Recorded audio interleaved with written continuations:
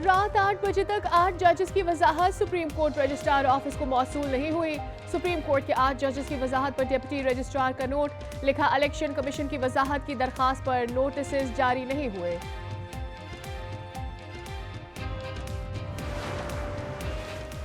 हुकूमत मौलाना फजल रहमान को मनाने में नाकाम। 26वीं आईनी तरमीम हफ्ता 10 दिन तक टल गई। कौमी असम्बली और सेनेट के इजलास गैर मुय्यना मुद्दत तक मुलतवी हो गए। विफाकी काबीना का इजलास हुआ, ना ही मुसव्विदा पेश किया गया। सेनेटर इरफान सिद्दीकी कहते हैं मौलाना फजल रहमान ने वक्त मांगा है, वो नंबर्स का इत्मीनान चाहते हैं। अब तरामीम असम्बली के नए सेशन में पेश की जाएंगी। विफाकी वुज़रा की वजाहतें। आजम नज़ीर तारड़ बोले, हमने नादानियां इतनी की हैं कि हमने अपना सारा इख्तियार दीवार के उस पार दे दिया है। आईनी तरमीम दलेरी के साथ लाएंगे। ऑपोजिशन से कहता हूँ घबराना नहीं है। ख्वाजा आसिफ ने कहा आईनी तरमीम पर इत्तफाकी राय हो जाए तो ऐवान में पेश करेंगे। नहीं समझता कि कोई इदारा इससे इख्तलाफ रखता है। आईनी अदालत की शक्ल क्या होगी? वजीर कानून ने कौमी असम्बली को बता दिया। आजम नज़ीर तारड़ ने कहा आईनी अदालत में 7 से 8 जजेस होंगे। विफाक की तमाम अकाइयों की नुमाइंदगी होगी। आर्टिकल 184 को रेगुलेट करेंगे। जजेस तकर्री से मुतालिक जुडिशल कमीशन को 12 रुकनी करने की तजवीज़। कमीशन में 6 जजेस, 4 अरकान पार्लियामेंट, वजीर कानून, अटॉर्नी जनरल को शामिल किया जाएगा।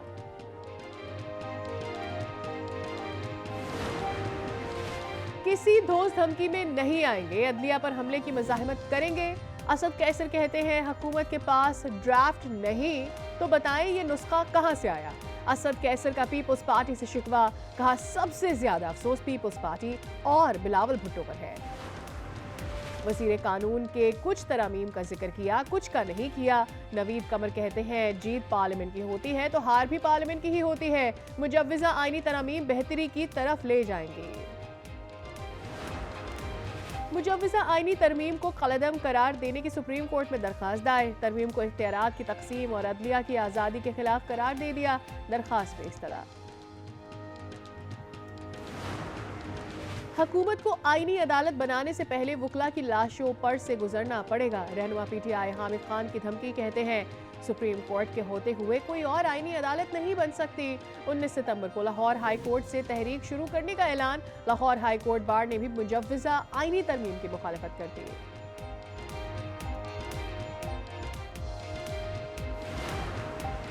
सेनेटर फैसल वावडा ने हुकूमत को नाअहल और निकम्मा करार दे दिया। कहते हैं नाअहल और निकम्मों से यही उम्मीद की जा सकती है। सियासत के चैंपियन आ रहे हैं, पूछ ले इन्होंने क्या किया। 190 मिलियन पाउंड रेफरेंस। बानी पीटीआई और बुशा बीबी ने दरखास्तें बरियत मुस्तरद करने का फैसला इस्लामाबाद हाई कोर्ट में चैलेंज कर दिया।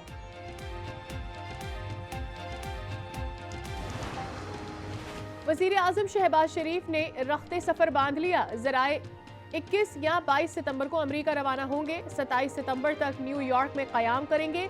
आलमी शख्सियात और IMF हुक्काम से मुलाकातें मुतवक्किल। सोने की मकामी और आलमी कीमतों में इजाफा। मुल्क की तारीख में पहली बार सोने की फी तोला कीमत 2,68,000 रुपए पर पहुंच गई।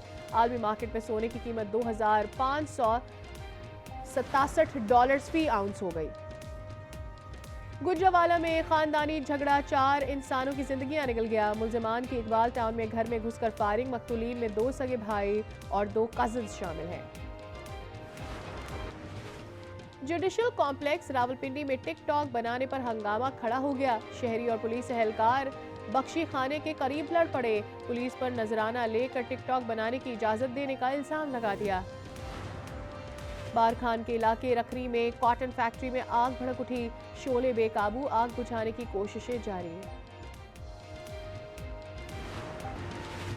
और मुल्क भर में जश्न ईद मिलादुल नबी की तैयारियां उरूज पर पहुंच गई। दुरूद सलाम की महफिलें, घरों गलियों महल्लों को सजा दिया गया। हुकूमत का कैदियों की सजाओं में 90 रोज कमी का ऐलान।